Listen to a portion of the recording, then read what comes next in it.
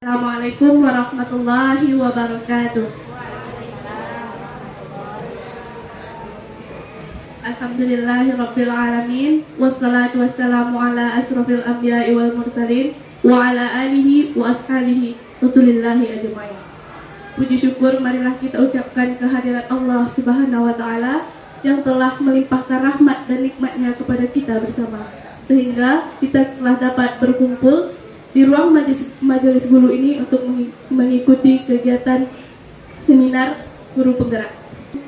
Yang kita hormati Bapak Kepala Sekolah SMAS Pertiwi 1 Padang, dan yang sama-sama kita hormati Bapak Ibu Wakil Kepala Sekolah SMAS 1 Pertiwi Padang.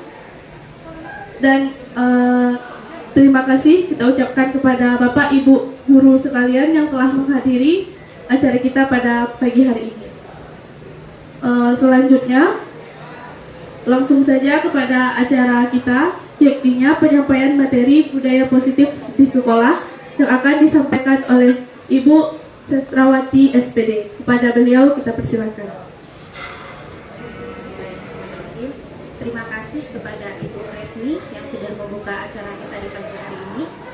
Baik Bapak Ibu, kita akan mulai kegiatan kita. Sebelum mulai, izinkan saya dulu memberikan sebuah pantun ya Bapak Ibu ya, biar kita akan lebih semangat. Daun salam, daun mangga, dipetik di kebun Pak Lukas. Izin saya mengucapkan salam, tolong dijawab dengan ikhlas. Assalamualaikum warahmatullahi wabarakatuh. Waalaikumsalam warahmatullahi wabarakatuh. Patut rasanya kita bersama-sama hari ini mengucapkan rasa terima kasih kita kepada Allah Subhanahu wa taala, karena pada hari ini Senin tanggal 24 Juli 2023 kita diberikan kesehatan, kita masih diberi kenikmatan hidup, sehingga kita dapat berkumpul di ruangan majelis guru ini guna menghadiri diseminasi dari salah satu tugas saya sebagai calon guru penggerak angkatan 8. Salawat beriringan salam tak lupa kita hadiahkan buat junjungan kita, yakni Nabi Muhammad sallallahu alaihi wasallam, dengan antaran doa Allahumma sholli ala Muhammad wa ala ali Muhammad. Baik Bapak Ibu yang terutama, mari kita sama menghormati Bapak Kepala Sekolah SMA Pertiwi 1 Padang yang telah memberikan sangat luas kesempatan kepada guru-guru untuk lebih memperkaya ilmunya, dengan salah satunya adalah mengikuti pelatihan guru penggerak ini. Dan juga kepada Bapak Ibu Wakil Kepala Sekolah, teristimewa kepada Bapak Ibu yang sudah bersedia meluangkan waktunya untuk kita saling berbagi ilmu di sini Bapak Ibu. Saya tidak menggurui, melainkan kita saling sharing. Mudah-mudahan ini bisa bermanfaat untuk kita semua, guna untuk meningkatkan kualitas dan kuantitas sekolah kita. Baik Bapak Ibu, hari ini adalah namanya diseminasi dari rangkaian kegiatan aksi nyata di modul 1.4 saya, yaitu tentang budaya positif. Bapak Ibu juga sudah mengenal siapa saya ya, tidak perlu saya perkenalkan lagi, karena di slide saya sudah saya bikinkan nama.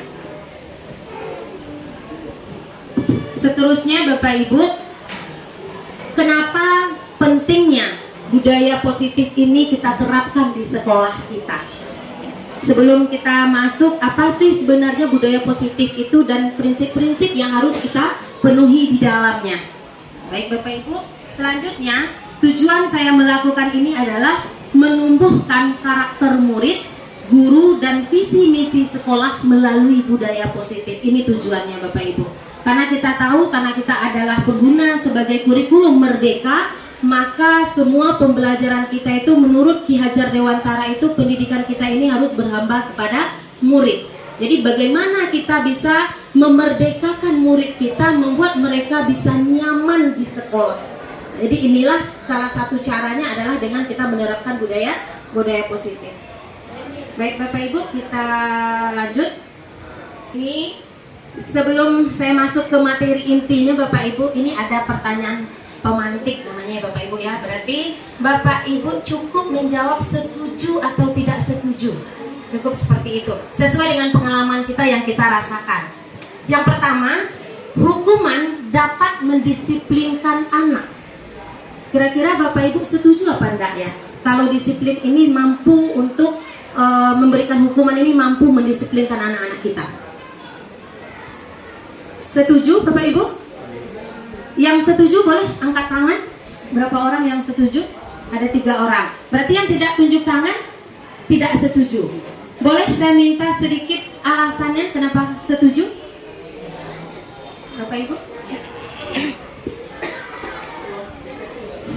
Bismillahirrahmanirrahim. Assalamualaikum warahmatullahi wabarakatuh. Waalaikumsalam warahmatullahi wabarakatuh. Baiklah, di sini kan pertanyaan tadi hukuman dapat mendisiplinkan anak. Iya. Setuju atau tidak? Kalau dari pengalaman, ini saya setuju. Karena ada yang namanya punishment gitu kan. Jadi kalau anak melakukan pelanggaran, sebenarnya tidak harus langsung ada hukuman. Ada arahan atau pembinaan dulu, baru kemudian ada hukuman gitu. Oke, kita kunci jawaban ibunya ya dulu ya, karena tentu setiap sesuatu itu ada punishment-nya, begitu ya Bapak Ibu ya. Oke, yang mengatakan tidak setuju boleh pendapatnya saya minta perwakilan dari Bapak Ibu. Kenapa dikatakan tidak setuju? Boleh berikan pendapatnya. Ada ibu yang mewakili? Boleh, Ibu Elisma, silakan. Kalau menurut saya gitu, mungkin istilahnya yang penggunaan katanya dulu. Kalau di sana kan hukuman dapat mendisiplinkan anak. Ya. Apa salahnya kalau menurut saya ya? Saya rasanya lebih tepat sanksi dapat mendisiplinkan. Mas Ya. sanksi ini kan kaitannya kan pakai anak nanti arah mana kita pakai. Jadi saya kurang setuju lah kalimat hukuman. Dan berarti Masih, Bu. tidak setuju dengan kalimatnya ya, karena hukuman ini rasanya berat sekali kalau untuk murid kita. Oke, kita lanjut, kita yang kedua Bapak Ibu. Pemberian hukuman dengan hal positif seperti membaca atau membersihkan halaman sekolah dapat meningkatkan disiplin anak. Kira-kira setuju apa tidak Bapak Ibu? Hukuman yang diberikan tapi dalam bentuk positif, baik membaca, membersihkan lingkungan sekolah. Setuju apa enggak ini? Setuju. Oke, kita kunci ya Bapak Ibu ya. Lanjut, kita yang ketiga, memberi penghargaan dapat meningkatkan motivasi belajar anak. Setuju juga Bapak Ibu. Oke, berarti nomor 1 tidak setuju, yang 2 dan 3 dinyatakan setuju. Nanti kita lihat bersama-sama ya Bapak Ibu ya, apakah pernyataan ini bisa kita benarkan setelah nanti kita membahas satu persatu mengenai budaya positif. Oke, kita lanjut ya Bapak Ibu ya. Nah, ini dia Bapak Ibu. Budaya positif adalah merupakan perwujudan dari nilai-nilai keyakinan universal dan kebiasaan-kebiasaan baik di sekolah yang berpihak pada murid agar murid dapat berkembang menjadi pribadi yang memiliki karakter profil pelajar Pancasila. Ya, yang mana nanti profil pelajar Pancasila nanti ada dimensinya 6 ya Bapak Ibu ya. Saya juga akan bahas nanti di sini. Kemudian budaya positif diawali dengan perubahan paradigma tentang teori kontrol dulu Bapak Ibu. Jadi budaya positif ini akan bisa terlaksana apabila kita melakukan perubahan.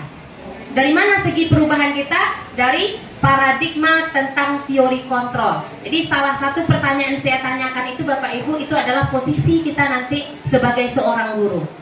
Oke, kita lanjut. Ini Bapak Ibu, perubahan paradigma budaya positif ya. Yang pertama itu ilusi guru mengontrol murid. Apakah dengan kita selalu mengontrol murid ini akan terciptanya budaya positif? Kemudian yang kedua, ilusi bahwa semua penguatan positif efektif dan bermanfaat. Itu yang awalnya kita ada di ilusi kita. Kemudian yang ketiga, ilusi bahwa kritik dan membuat orang merasa bersalah dapat menguatkan karakter. Yang keempat, ilusi bahwa orang dewasa memiliki hak untuk memaksa. Ini yang selama ini yang ada pada diri kita sebagai seorang guru Bapak Ibu. Ya, ternyata setelah kita beradaptasi dengan anak kita, setelah kita berkolaborasi dengan mereka di kelas, apakah semua ini bisa tercapai Bapak Ibu? Apakah kita sebagai seorang guru mampu mengontrol anak? Tidak. Apakah kita sebagai orang dewasa bisa memaksakan kehendak kita kepada mereka? Tidak. Maka yang hanya bisa mengontrol diri itu adalah kita sendiri, Bapak Ibu, untuk mewujudkan budaya positif ini. Begitu juga dengan anak kita. Ya, budaya positif ini timbal balik, Bapak Ibu, bukan hanya anak yang kita tuntut, kita sebagai guru juga harus berbudaya positif. Karena kalau gurunya tidak berbudaya positif terlebih dahulu, otomatis anak tidak akan mau berbudaya positif. Karena apa? Kita guru adalah digugu dan ditiru, Bapak Ibu. Inilah dia, Bapak Ibu, prinsip-prinsip atau nilai-nilai yang ada pada budaya positif itu ada 6. Yang pertama, disiplin positif dan nilai kebajikan. Yang keduanya adalah teori motivasi yang berkaitan nanti dengan hukuman dan penghargaan dan restitusi. Yang ketiga, adanya keyakinan kelas. Yang keempat, kebutuhan dasar manusia. Yang kelima adalah posisi kontrol kita sebagai guru. Yang keenam adalah segitiga restitusi. Ini nanti salah satu bagaimana cara kita menyelesaikan masalah kepada anak didik kita. Kita akan bahas satu persatu, Bapak Ibu. Yang selama ini kita tahu, disiplin itu dimaknai apa? Menjadikan sesuatu yang dilakukan seseorang pada orang lain untuk mendapatkan kepatuhan. Itu ya Bapak Ibu ya. Sehingga terciptanya adalah peraturan atau tata tertib. Dan itu wajib untuk dipatuhi. Dan saya rasa kalau anak-anak kita mendengar peraturan, mereka selalu kebayang mengenai hukuman kalau mereka tidak mematuhi. Sementara Bapak Ibu, disiplin positif itu adalah menumbuhkan kesadaran dalam berperilaku yang mengacu pada nilai-nilai kebajikan universal dan memiliki motivasi internal tanpa ancaman atau hukuman. Ini bedanya Bapak Ibu. Beda disiplin dengan budaya disiplin positif. Itu bedanya. Kalau disiplin positif, kita berusaha menumbuhkan kesadaran itu dari murid kita sendiri. Tapi kalau peraturan Bapak Ibu, berarti kita yang sudah menetapkan. Nah, itu bedanya. Makanya di Ki Hajar Dewantara itu Bapak Ibu, memang semuanya itu ditujukan untuk murid. Jadi semuanya itu kita kembalikan ke murid kita. Maka inilah salah satu nilai yang ada di dalam budaya positif itu Bapak Ibu, itu disiplin positif. Biarkan mereka yang menumbuhkan motivasi intrinsiknya sendiri. Jadi tidak ada lagi ancaman dan tidak ada lagi hukuman. Berarti yang nomor 1 tadi sudah mulai terbantah ya Bapak Ibu ya. Kalau hukuman belum tentu dapat bisa mendisiplinkan murid. Ini dia. Kemudian kita lanjut Bapak Ibu. Nilai-nilai kebajikannya Bapak Ibu. Nilai-nilai kebajikan adalah sifat-sifat positif manusia yang merupakan tujuan mulia yang ingin dicapai setiap individu. Jadi Bapak Ibu, selama ini kita tahu sering mendengar bahwasanya anak itu terlahir seperti kertas kosong. Ya begitu Bapak Ibu, selama ini kita seperti itu ya. Ternyata tidak Bapak Ibu. Ya, murid itu bukanlah kertas kosong. Melainkan murid kita itu Bapak Ibu, dia sudah membawa potensi dari lahir, tapi masih seperti garis halus baru Bapak Ibu. Ya, yang mana nanti kita sebagai seorang guru lah yang akan menuntun, memberi kasar garis-garis itu Bapak Ibu, sehingga semua potensi yang mereka miliki itu mampu diarahkan ke arah yang lebih baik agar mereka tidak salah kontrol. Itu dia Bapak Ibu. Jadi tidak lagi anak-anak itu adalah kertas kosong, mereka sudah punya karakter yang dibawanya dari lahir. Nah, jadi di dalam pendidikan KIHD ini sudah ditetapkan Bapak Ibu, nilai-nilai kebajikan kita itu ada 6, dan inilah yang disebut tadi di awal adalah profil pelajar Pancasila.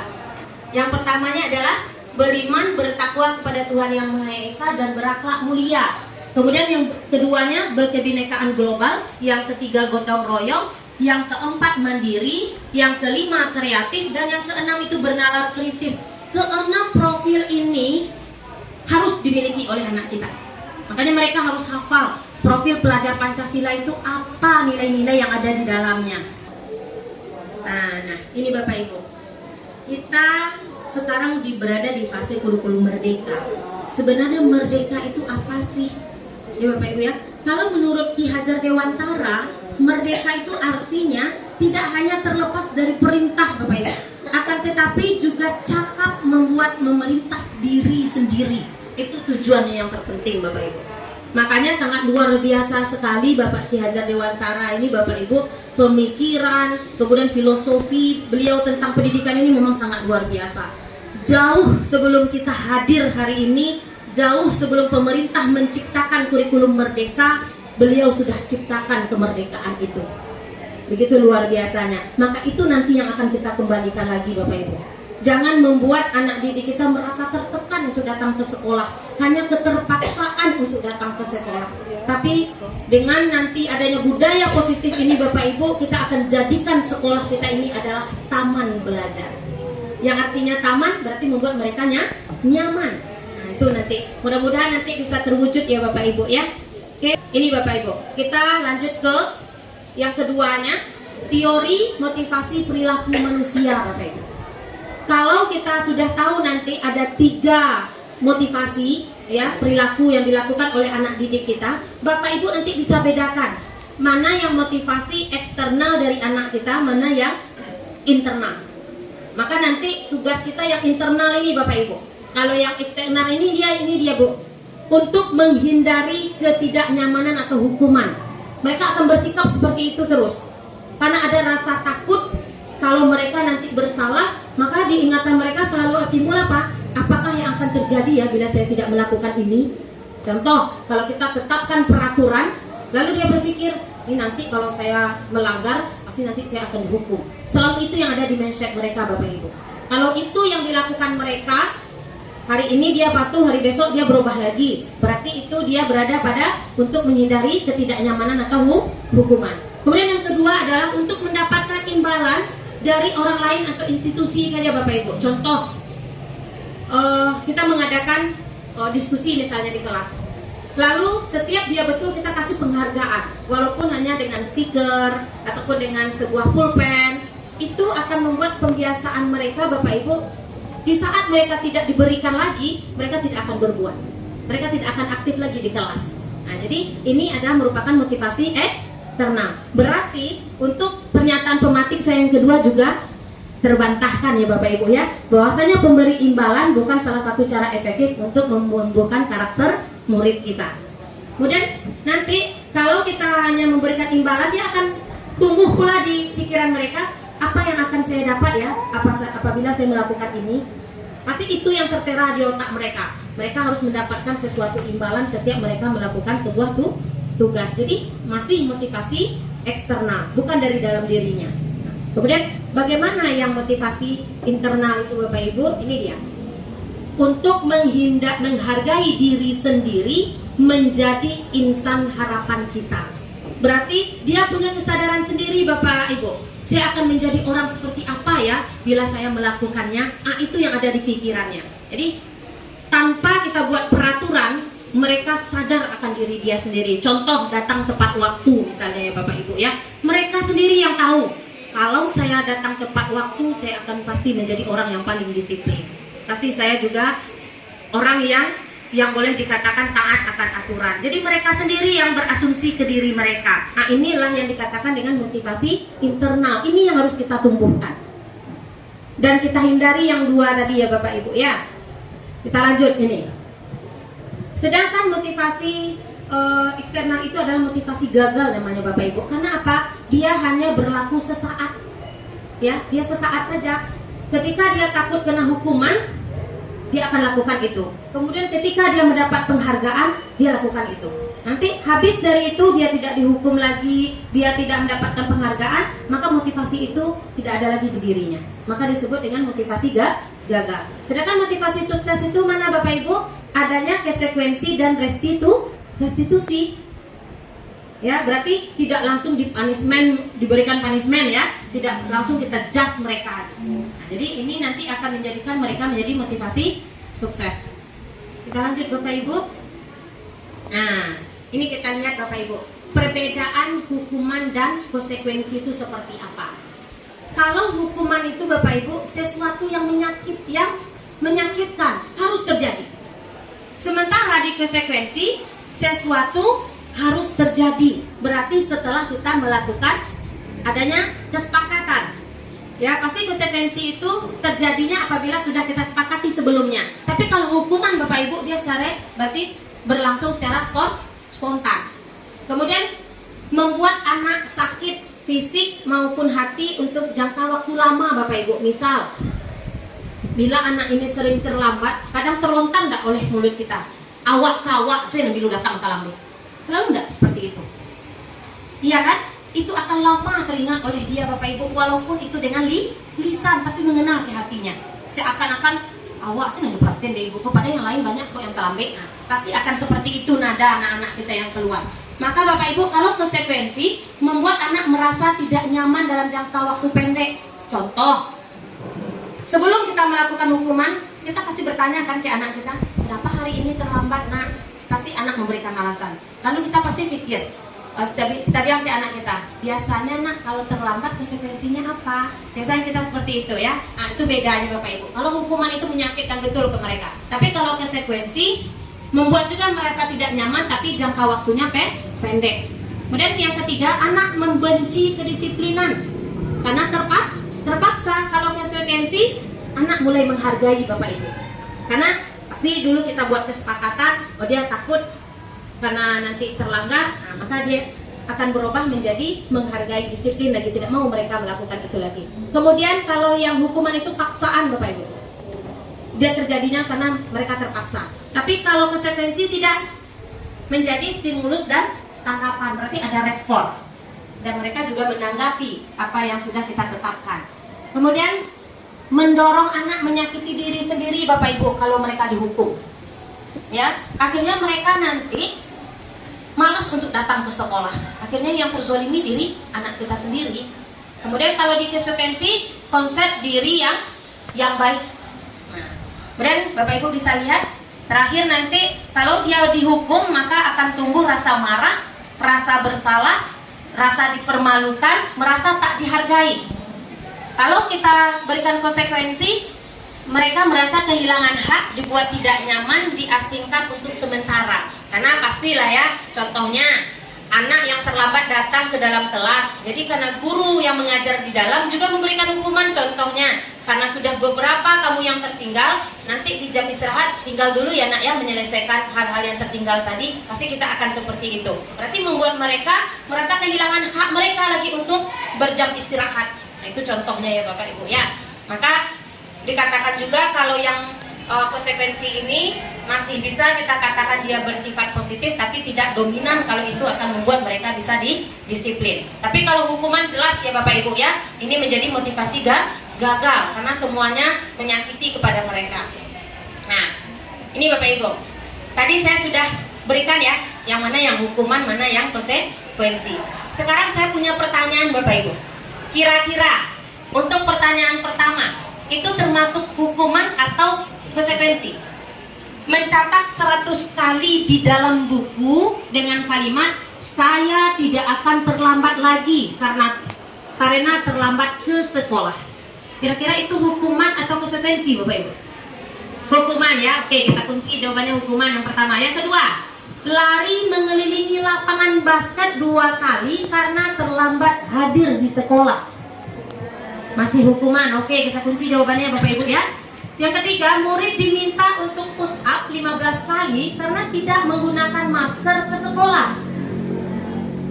Masih hukuman. Oke, kita lanjut yang keempat.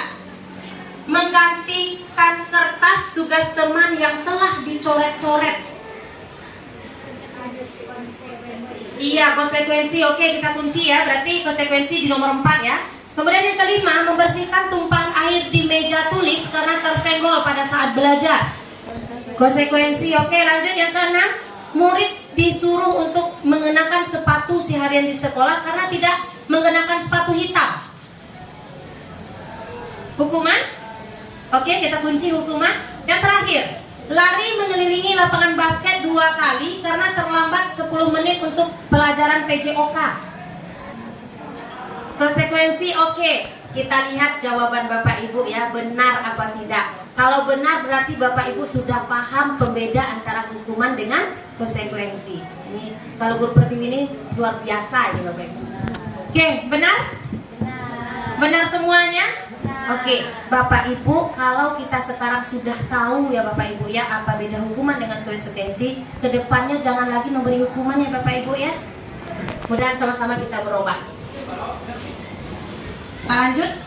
Nah, apa pula yang restitusi Bapak Ibu? Tadi kan ada 3 ya, ada hukuman, ada konsekuensi, dan ada restitusi. Ini dia Bapak Ibu.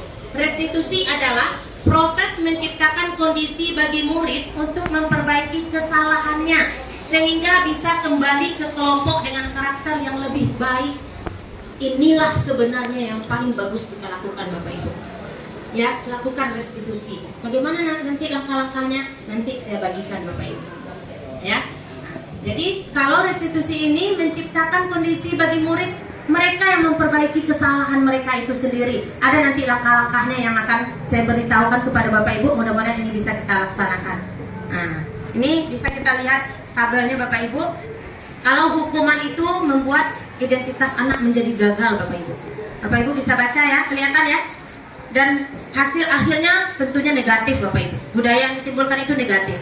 Sementara di konsekuensi dan restitusi Bapak Ibu bisa nanti tercipta kedisiplinan, menjadi identitasnya sukses Bapak Ibu. Hanya saja bedanya, kalau konsekuensi ini walaupun ini terjadi setelah kesepakatan Bapak Ibu, tapi budaya yang tumbuh itu masih netral Bapak Ibu. Maksudnya masih 50-50 ya.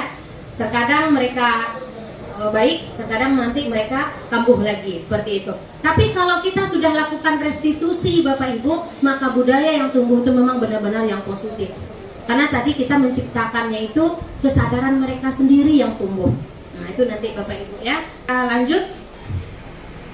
Nah ini ada 9 ciri restitusi Bapak Ibu. Kalimat-kalimat yang bisa kita pelajari ya Bapak Ibu, yang kita pakai. Yang pertama, bukan untuk menebus kesalahan, namun untuk belajar dari kesalahan. Jadi kita tidak menghukum mereka, tidak menjudge mereka, melainkan menjadikan itu sebuah pembelajaran. Ya, kita belajar dari sebuah kesalahan. Kemudian bisa dapat memperbaiki hubungan.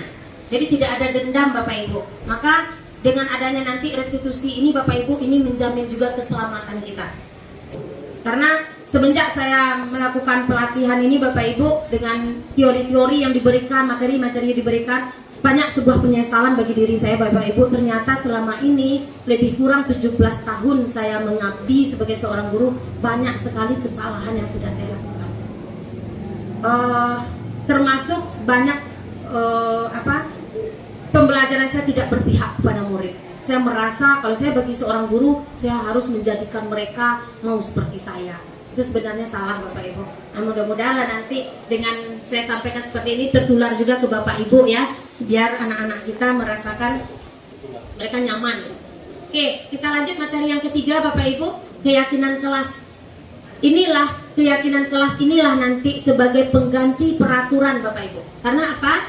Keyakinan kelas adalah peraturan tertulis yang berisikan nilai-nilai kebajikan universal yang disepakati bersama untuk mencapai tujuan. Jadi kesepakatan kelas ini Bapak Ibu, terutama Bapak Ibu yang mengajar di kelas 10, karena di sekolah kita baru kelas 10 yang memakai kurmer, maka ini langkah awal yang harus kita kerjakan. Jangan langsung memberikan materi Bapak Ibu, tapi buatlah keyakinan kelas sebagai pengganti yang namanya peraturan. Keyakinan kelas ini Bapak Ibu berisikan nilai-nilai yang positif, merubah kalimat-kalimat negatif menjadi kalimat-kalimat positif Bapak Ibu. Nanti Bapak Ibu bisa lihat ada video saya bagaimana membuat keyakinan kelas itu. Di caranya seperti ini Bapak Ibu. Sediakan kertas ya, buat suruh mereka membuat kira-kira apa yang harus kita sepakati di dalam kelas ini. Biarkan dulu mereka menulis apa saja Bapak Ibu. Contoh, saya sudah lakukan kemarin di kelas 12 IPA 3, 12 IPA 1, 12 IPS 1. Pada umumnya hampir semua kelas yang saya masuki, saya sudah memulai untuk membuat keyakinan kelas ini Bapak Ibu. Jadi biar saja mereka membuat dulu. Ada yang mereka buat di sana, tidak boleh datang terlambat. Pakai kata-kata tidak ya Bapak Ibu ya, berarti ada kata-kata negatif. Nanti kita rubah menjadi positif. Lalu timbulkan nilai-nilai kebajikan yang ada di dalamnya. Nah, contohnya saya ini mereka timbulkan di sana nilai kebajikannya ada disiplin, saling menghargai, kemudian peduli lingkungan, kemudian yang terakhir adalah sopan santun Bapak Ibu. Yang mana isinya nanti mereka yang membuat sendiri itu mereka jadikan menjadi karakter. Contoh peduli lingkungan, mereka bikin tidak membuang sampah di sembarangan. Lalu kita ganti Bapak Ibu menjadi kata positif. Apa dia? Buanglah sampah ke tong sampah. Nah, kemudian menjaga kebersihan kelas. Jadi semuanya itu bernada positif. Nah, yang seperti tidak datang terlambat, berarti kita ganti datang tepat waktu. Ya, itu dia. Bagaimana mengarahkan mereka lebih ke arah yang positif Bapak Ibu. Jadi ini sangat bagus sekali. Kemarin saya juga lihat sebelum saya masuk di 12 IPA 1, ternyata Ibu Rini sudah membuat keyakinan kelas ditandatangani oleh semua muridnya, lalu diketahui oleh kepala sekolah. Itu sangat luar biasa Bapak Ibu. Jadi Bapak Ibu yang belum membuat keyakinan di kelas ya, nanti bisa kita saling belajar. Nanti saya akan beritahu. Nanti juga bisa kita ke Bu Rini sebagai wakil kurikulum. Beliau sudah tetapkan itu ke semua kelas yang beliau ajar juga. Malahan beliau sudah ada di dalam pembelajaran pakai ice breaking Bapak Ibu. Sudah banyak yang diberikan membuat motivasi anak terpancing kembali. Jadi tidak monoton mereka belajar. Memang mereka bergembira untuk belajar. Nanti kita bisa sharing juga dengan beliau. Nah, jadi setelah ini terbentuk Bapak Ibu, kita bentuk dia seperti ini Bapak Ibu. Ukirlah seindah mungkin dan ditempel di dinding kelasnya. Jadi mereka selalu mengingat, nanti kalau mereka melanggar, mereka akan kembali lagi ke sini Bapak Ibu. Jadi tidak perlu kita marah-marah. Kita cukup menanyakan, hari ini misalnya ada si anak kita misalnya Cindy ya terlambat. Kita nanti bisa saja kita tidak perlu marah ke Cindy-nya. Cukup kita tanyakan, hari ini terlambat, dan tanya alasannya. Lalu tanya balik ke dia, kira-kira keyakinan mana yang dia langgar. Pasti dia tumbuh dalam dirinya sendiri. Oh iya Bu, saya melanggar adalah keyakinan disiplin yang datang tepat waktu Bu. Lalu tanyakan bagaimana besoknya lagi nak supaya tidak datang terlambat. Pasti mereka akan cari solusi untuk diri mereka sendiri. Lama-kelamaan itu akan terbiasa Bapak Ibu. Karena dia yang bikin kesepakatan sendiri. Mereka dia akan malu datang terlambat lagi. Nah, jadi seperti itu ya Bapak Ibu ya. Kemudian kita lanjut. Ada yang keempat, kebutuhan dasar. Jadi Bapak Ibu, anak-anak yang sering bermasalah baik di sekolah ataupun di kelas, ini dia Bapak Ibu pemicunya. Ada kebutuhan dasar mereka yang tidak terpenuhi. Apa itu? Yang pertama adalah kebutuhan untuk bertahan hidup. Mana yang bertahan hidup Bapak Ibu? Contoh, kita di sini ada 2 kali jam istirahat. Mereka bawa makanan, itu salah satu bukti mereka ingin bertahan hidup Bapak Ibu. Juga termasuk kebutuhan biologisnya. Anak kita sekarang di SMA sudah ada yang punya teman spesial Bapak Ibu? Pada umumnya sudah ya, jangan dipatahkan Bapak Ibu, tapi arahkan dia. Ya, karena itu merupakan juga salah satu untuk bertahan hidup. Kemudian yang kedua adalah kasih sayang dan rasa diterima Bapak Ibu. Itu yang harus kita lakukan di kelas. Jika ada anak kita yang mungkin hari itu dia bad mood, mungkin dia ada tidur-tiduran, jangan langsung dimarahi Bapak Ibu. Tapi berikanlah sentuhan. Bisa jadi mereka seperti itu karena kurang dapat kasih sayang di rumah. Karena anak kita berasal dari latar belakang keluarga yang berbeda-beda. Kemudian yang ketiga adalah penguasaan. Penguasaan itu apa Bapak Ibu? Setiap yang mereka lakukan jangan pernah lupa memberikan penguatan Bapak Ibu. Hargai mereka. Ya. Bahwasanya mereka punya potensi yang harus kita hargai. Itu yang penguasaan. Kemudian yang keempat, kebebasan. Apa itu kebebasan Bapak Ibu? Inilah yang patut kita miliki juga Bapak Ibu. Bagaimana kita merancang sebuah pembelajaran itu yang memang memenuhi semua kebutuhan anak-anak kita. Karena anak-anak kita kemampuannya tidak sama ya Bapak Ibu ya. Gaya belajarnya juga tidak sama. Maka kebebasan mereka itu sesuaikan dengan gaya belajarnya. Mungkin mereka kinestetik, jangan Ibu paksa juga dia mendengarkan Ibu. Tapi berikan dia sebuah pekerjaan yang membuat mereka bergerak, sehingga mereka merasa bebas untuk belajar. Yang penting masih dalam koridor ya Bapak Ibu ya, yang tidak mengganggu temannya. Kemudian kesenangan. Apa itu kesenangan Bapak Ibu? Kesenangan itu adalah kebutuhan dia yang membuat mereka di kelas itu merasa nyaman Bapak Ibu. Apa yang membuat mereka senang? Lakukan. Ya, dalam konteks masih dalam pembelajaran. Maka apabila kebutuhan dasar ini terpenuhi Bapak Ibu, saya yakin Tidak akan ada lagi anak kita yang melakukan hal-hal yang melanggar peraturan ataupun tidak sesuai dengan nilai-nilai kebajikannya. Karena apa? Kebutuhan mereka sudah terpenuhi semuanya. Malahan mungkin kita adalah guru yang sangat dirindukan, Bapak Ibu. Kalau kita terlambat pasti kita akan dicarinya ke kelas. Karena apa? Semua kebutuhan dia terpenuhi oleh kita. Itulah cita-cita. Kalau saya punya cita-cita seperti itu, Bapak Ibu, saya pengen selalu menjadi guru yang dirindukan oleh anak saya masuk ke kelas. Benar ini Bapak Ibu? 5 posisi kontrol sebagai orang guru. Nah, dan ini yang benar-benar ingin saya tekankan, yang saya sudah mencoba untuk berusaha menjadi posisi itu, Bapak Ibu. Yang pertama adalah posisi sebagai penghukum. Kedua adalah pembuat rasa bersalah. Yang ketiga adalah sebagai teman. Yang keempat sebagai pemantau. Dan yang kelima sebagai manajer. Kira-kira menurut Bapak Ibu, dari 5 posisi ini kira-kira mana yang paling bagus, Bapak Ibu? Mana?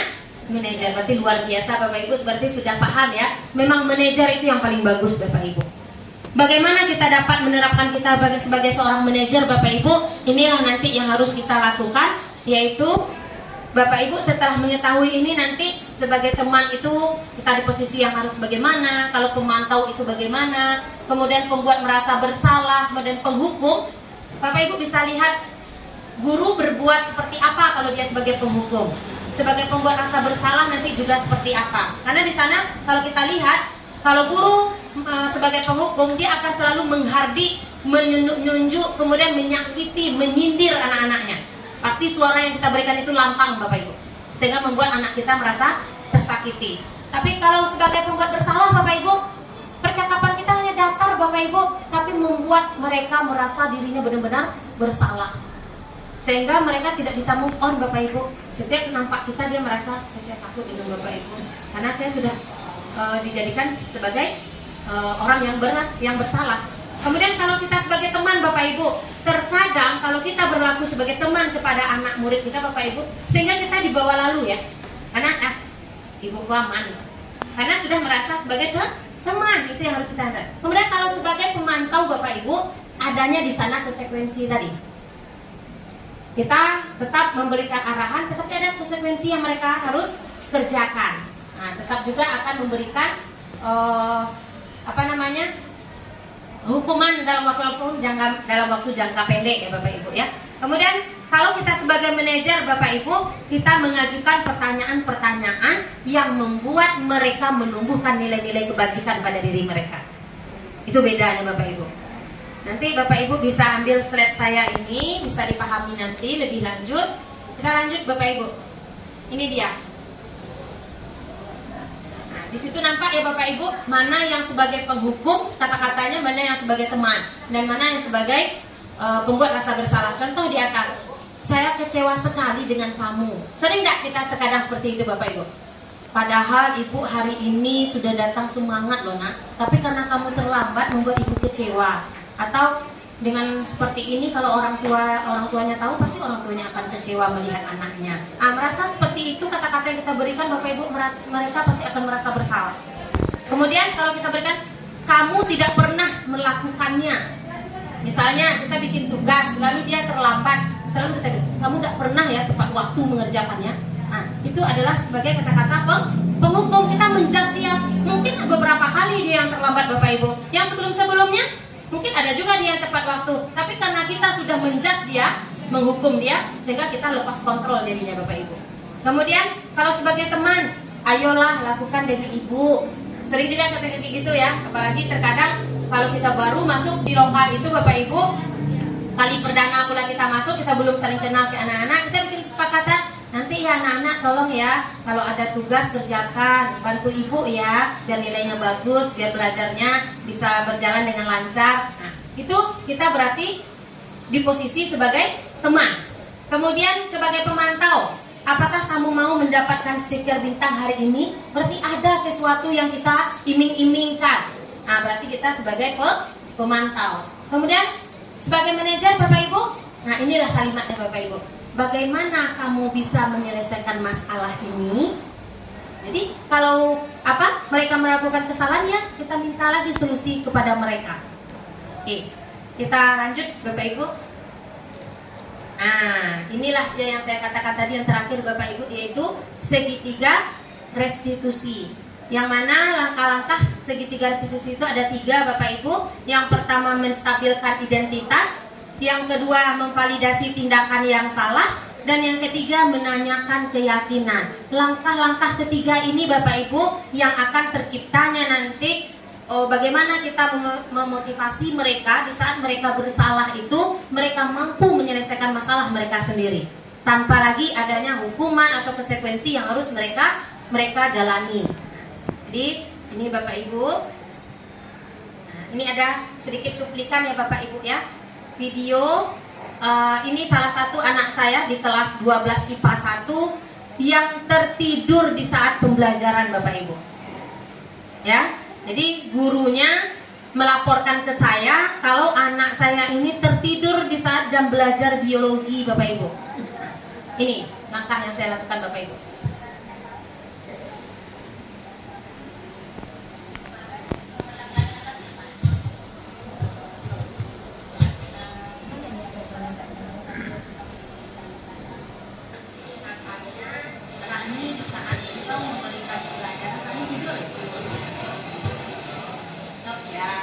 Benar ya, kalau larinya di dalam keadaan tidur.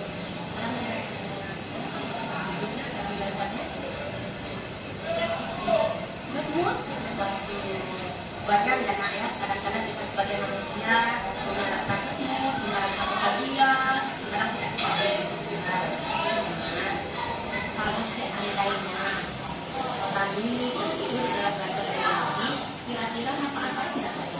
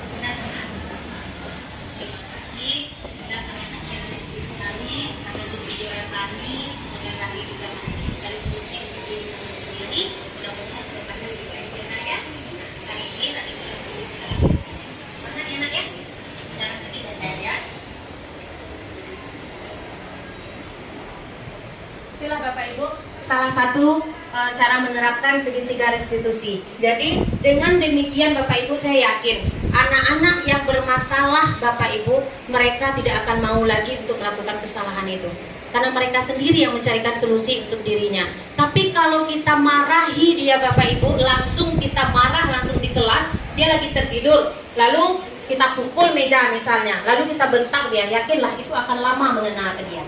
Tapi kalau kita lakukan dengan segitiga restitusi, memanggil dia, lalu kita tanyakan apa alasan dia sampai dia bisa melakukan itu. Karena setiap manusia apa yang dilakukan pasti punya tujuan Bapak Ibu dan punya alasan. Bukanlah seperti ini.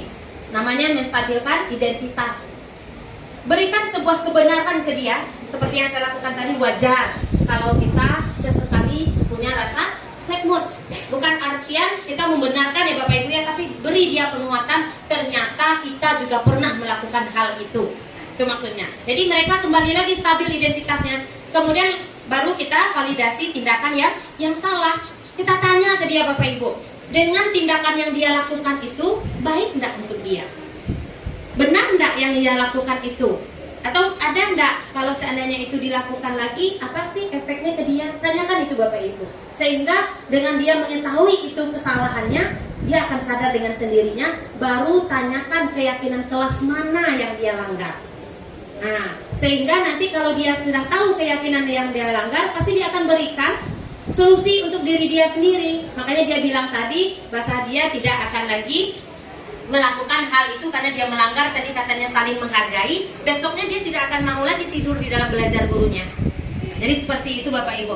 Maka di sanalah posisi manajer itu letaknya Bapak Ibu. Makanya posisi yang paling bagus itu adalah posisi manajer. Setiap ada kesalahan kepada anak murid kita, maka lakukanlah dengan segitiga restitusi ini.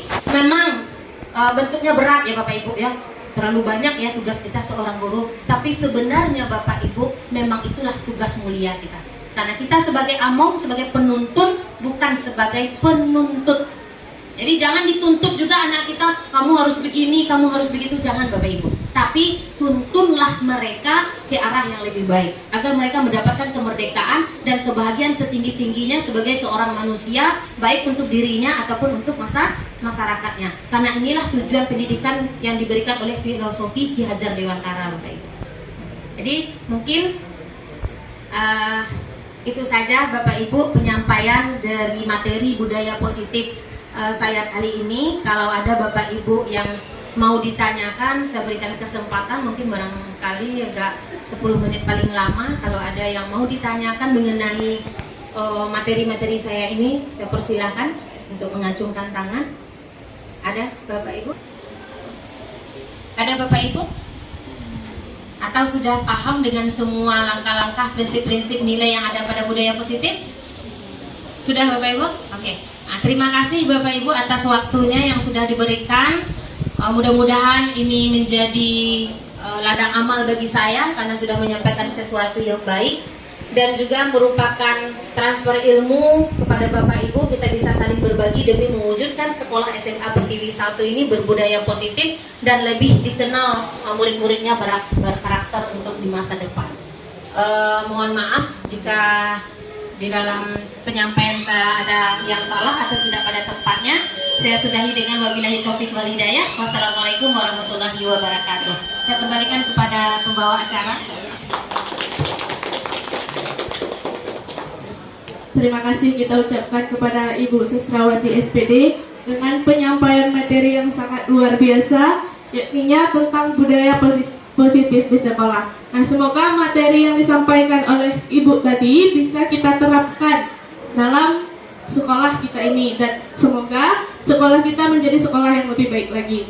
Nah, sekianlah acara kita pada hari ini. Apabila salah dan janggal, saya mohon maaf.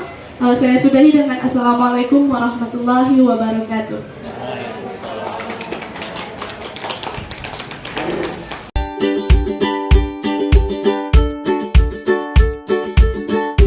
Berdoa mulai.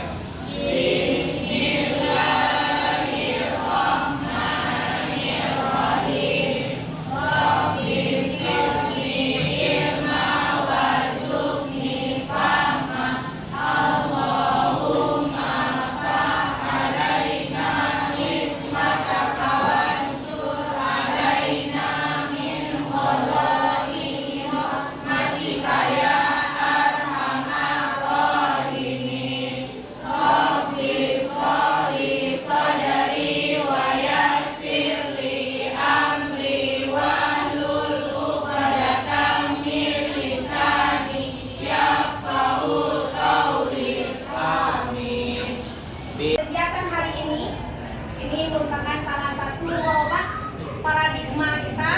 Bunda menginginkan anak-anak Bunda ini mempunyai motivasi tersendiri, ya, motivasi dari dalam diri sendiri, bagaimana berkarakter yang baik, ya, sehingga nanti budaya positif di sekolah kita ini bisa terwujud. Salah satu caranya adalah dengan membuat keyakinan kelas. Nah, pasti tentunya anak-anak Bunda belum tahu ya apa itu keyakinan kelas. Peraturan, tahu nggak apa artinya? Apa? Peraturan itu apa? Yang harus dipatuhi. Oke, kalau itu harus dipatuhi, sering nggak merasa terpaksa untuk melakukannya? Sering, karena takut kena marah atau takut dihukum. Sekarang ya itu kita rubah namanya dengan keyakinan kelas. Bagaimana caranya Bun? Kita nanti mensepakati bersama, kita berdiskusi bersama, kira-kira apa sih yang harus kita patuhi di kelas ini. Nah, itu yang namanya keyakinan kelas. Sehingga nanti sudah terbentuk keyakinan kelas itu, Bunda yakin anak-anak Bunda pasti bertanggung jawab dengan apa yang anak-anak Bunda inginkan. Karena kan kita yang menginginkannya, ya. Nah, terutama Bunda ingin sekali merubah atau meningkatkan karakter anak Bunda pertama itu sesuai dengan profil pelajar Pancasila. Itu ada nanti dimensinya ada 6. Pertama itu beriman dan bertakwa kepada Tuhan Yang Maha Esa. Yang pertama. Yang keduanya berkebinekaan global. Yang ketiganya gotong royong. Yang keempat mandiri. Yang kelima kreatif. Yang keenam bernalar kritis. Maka semua bentuk profil pelajar Pancasila itu Bunda menginginkan anak SMA Pertiwi 1 ini semuanya berkarakter itu. Ya? Oke, udah siap kita untuk membuat keyakinan kelas? Udah ya? Nanti seiring waktu berjalan profil pelajar Pancasilanya nanti dihafal. Kita masuk ke langkah-langkah untuk pembuatan keyakinan kelasnya. Nanti kertas ini kalau sudah selesai membuatkannya, di dalam kertas ini kelompokkan sesuai dengan kategori ini. Nanti kita rangkum, lalu kita buatkan desainnya. Udah akan pakai nanti Canva namanya mendesainnya, kita buatkan template bagus-bagus. Setelah itu kita print, habis di print kita tempel di kertas karton, ya. Setelah itu terbentuk, sudah ditempel nanti, maka di bawahnya semua anak-anak Bunda membubuhi tanda tangan. Ya, karena itu benar-benar kita buat adalah berasal dari diri sendiri, bukan merupakan paksa. Setuju? Setuju. Bisa untuk dikerjakan? Oke. Tolong bagi satu-satu ya.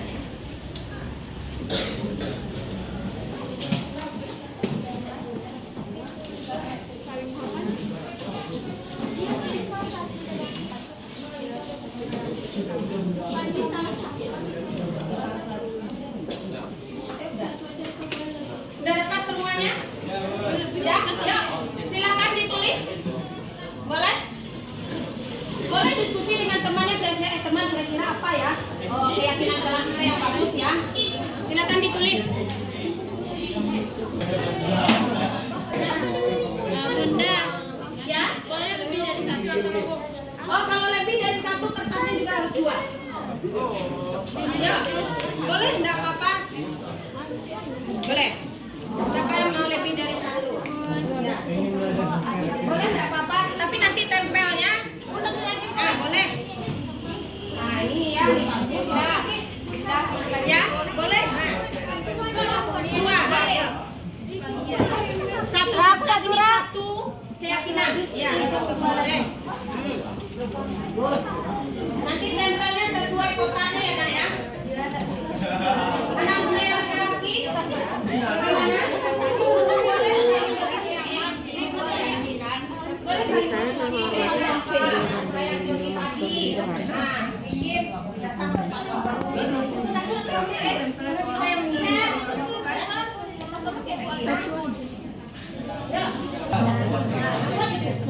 Ya, Tio, Tio. Itu. Tio sampai yang misalnya yang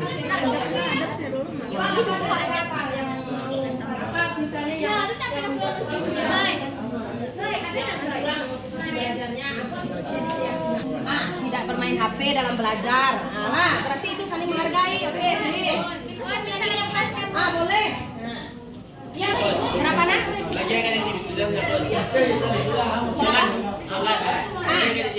Ya, jadi disiplinan karena itu aturan kita. Ya, tempel. Bagi kolomnya. Kolom disiplinan. Berarti itu sopan santun ya ada. Oke, tempel. Di bagian keempat ada boleh ada semua dari sana. Oke, yuk. Ayo. Tidak, jangan malu-malu ya. Jangan malu-malu. Belajar jangan sering malu-malu.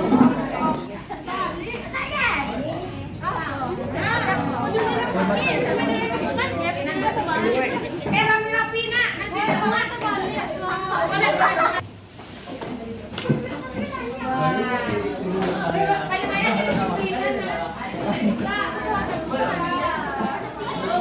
Paling banyak kedisiplinan ya. Berarti selama itu mini 3 kali. Berarti ini menyatakan berjanji bahwa tidak boleh terlambat lagi. Ya seperti itu. Ini dikerjakan sesuai dengan jadwalnya. Oke. Kemudian tidak terlambat masuk kelas, mengumpulkan setiap tugas yang diberikan oleh guru. Berarti Ini kedisiplinan juga ya.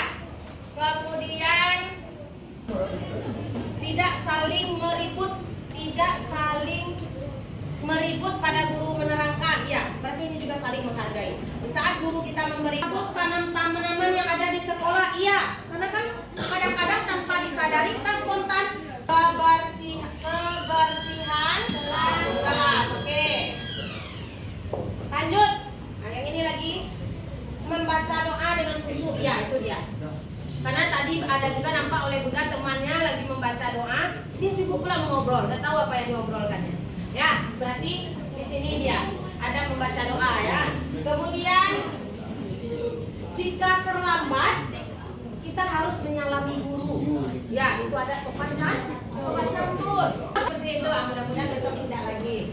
Kemudian tidak ada lagi yang meribut ketika belajar. Ya, ini juga sopan santun ya. Berarti yang keempat kita budayakan apa? Budayakan yang ada slogan di sekolah kita. Iya, 5S. Apa itu 5S? Salam. Apa dulu ya? Senyum. Salam. Sopan. Ya, budayakan di mana? Seperti anak-anak muda yang tadi yang terlambat, besok tidak ada lagi karena ini sudah dibuat. Kita ada sepakat deh. Kalau ini.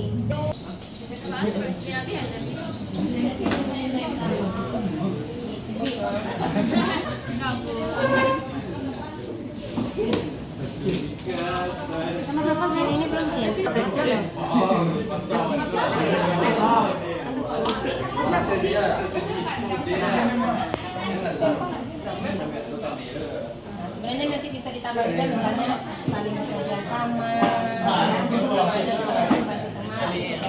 ini banyak yang bisa ditambah. Oke, yuk masing-masing tanda tangan. Ini sudah kita tempel. Tanda tangan masing-masingnya. Merah hitam pun. Hitam lah. Campur aja gimana, Bun? Boleh dia. Iya, oke.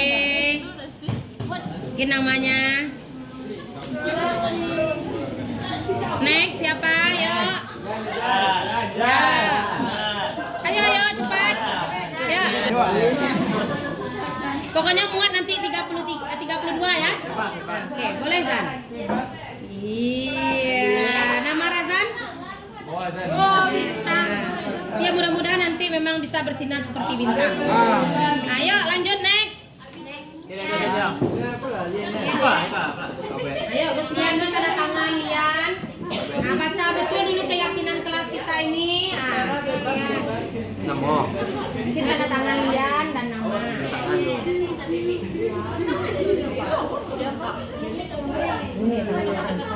Oke, namanya tadi.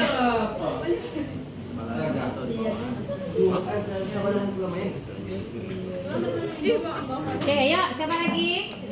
Ya.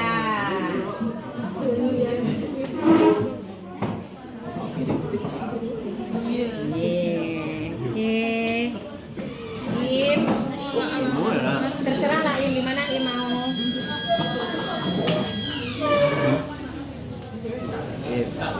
Oke, ya, Mbak Im. Boleh bikin nama yang sesuai yang mau.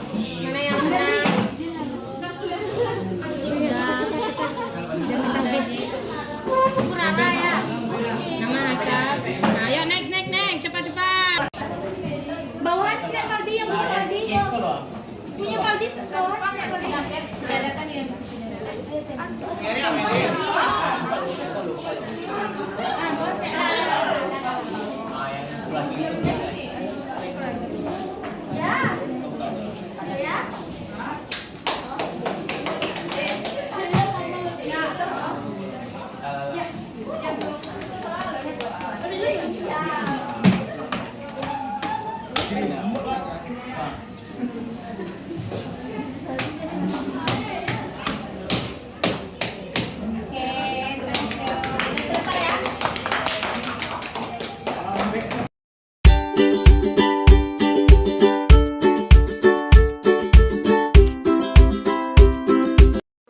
Warahmatullahi wabarakatuh. Perkenalkan, nama saya Zahra Putri Ramadhani.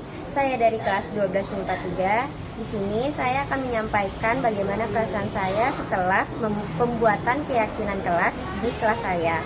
Di sini perasaan saya merasakan lebih terasanya dalam pembelajaran itu lebih terasanya disiplin. Terus saya juga merasakan efek yang positifnya kayak seperti teman-teman lebih mudah bersosial, lebih mudah berbaur dengan yang lain karena adanya keyakinan kelas tersebut. Kami pun di sini lebih menaati peraturan-peraturan yang ada di kelas. Mungkin itu saja yang dapat saya sampaikan. Sekian, wassalamualaikum warahmatullahi wabarakatuh.